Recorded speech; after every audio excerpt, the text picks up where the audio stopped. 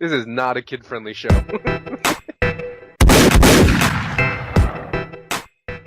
Yo, what is going on, my dudes? Welcome to another RuneFest 2017 coverage video. So now we're going to be discussing things that are no longer in development and things that are actually just planned to be developed, as well as things that are aspirations that they want to achieve. For this particular video, we're going to discuss some of the combat changes that we can expect to see Jagex trying to have a tackle at in the coming year and onward. So first up, they want to create much more diversity within weapon class. Things like attack speed would make a difference. Whether you choose to use a blunt weapon, a stabbing weapon, a slashing weapon, they will all have certain special effects based on their class. This may even breathe life to very underused types of weapons, things like javelins, throwing knives, warhammers, things you don't expect to see every day. They also want to make the three different combat styles feel very distinct. Melee shouldn't feel like range or mage, range shouldn't feel like the other two. Each combat style should have its own elements to it that make it feel very different from the other, instead of being a cookie cutter of each other, just in a different combat style. So they want to drift away from similarities between them. They also want to ramp up the synergy among abilities. I'm talking about things that we currently have, like Dazing Shot and Salt in the Wounds. Things like your stuns with Rack or Piercing Shot. They want more synergy with different abilities that work in similar fashion to those that I just described. Perhaps they have some random effects that may go off with your abilities as you're using them that may make you think twice about how you approach your ability rotations. Maybe something